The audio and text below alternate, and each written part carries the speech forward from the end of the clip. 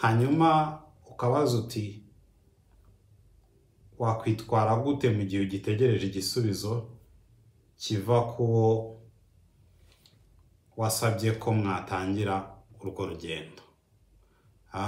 Nta bundi buryo bwo kwitwara. Anyway, ubwo yaba ari indi semina ivuga ku bijyanye no gusaba ko mutangira urugendo n'iki n'uburyo bwiza bwo kubikora, ariko ntabwo ndi wigemo. Nta bundi buryo bwihariye bwo kwitwaramo, sibyo? Kubera ko hari abantu babikora nabi nkaho uri igicuruzwa ku isoko. Ntabwo ari bya bindi nyine umuntu ushaka uteganya kugurisha ihene agomba kuyigaburira neza, agomba kugira gute kugira ngo nyine umuntu uzaza kuyigura azasange ishishe. Ntabwo ari icyo ngicyo. Hari umuntu uri we, niba warakijijwe, hari umuntu uri we muri Kristo, uwo nguwo ni gukomeza kuba we. Ntabwo ukeneye kwigwandika gutya, kwigira gutya, kuko nta n'ubundi buryo ukeneye kwitwaramo. Ukeneye gukomeza gukura muri Kristo, ukaba umuntu Imana yishimira.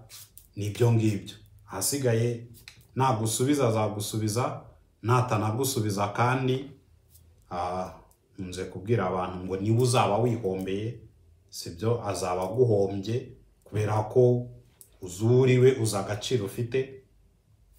Ntabwo uri uw'agaciro gake ku buryo akujugunya uko yiboneye, ahubwo nataguhitamo niwe uzaba wihombeye. Ariko nanone ni amahitamo ye, sibyo? Uko wamuhisemo nawe ukeneye gutegereza ko nawe agira gute, aguhitamo. Kubera ko mu rukundo abantu bazubaka urugo bigomba kuba bimeze gutya, sibyo? Sinzi nawe mubibona. Bigomba kuba bimeze gutya. Ni ukuvuga ngo kuba wamuhisemo ukamufata, nawe akaguhitamo akagufata.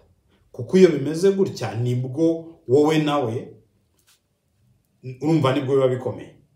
Kubera ko bivuze ngo aragufashe, naho wamurekura cyangwa se naho wacika intege arakomeza akagufata.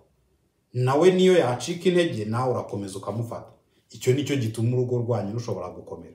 So iyo rero icyo kidahari, ntuzigere utsindagira, ntuzigere upushinga ibintu. Ngo upushinga umukobwa kukwemera niba uri umukobwa, ngo upushinga umusore kukwemera. Oya, urareka bikikora, kuko ni igitangaza cy'Imana ubwayo yikorera. Ikemeza umutima we.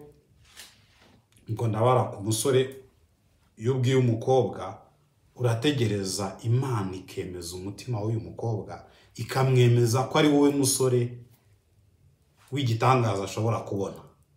Nkuko nawe impamvu uhitamo uyu mukobwa ukamusanga ukabimubwira, nuko mu mutima wawe uba wabyakiriye ko uyu niwe mukobwa w'igitangaza ushobora kubona. Kuko habaye hari undi niwe wasanga.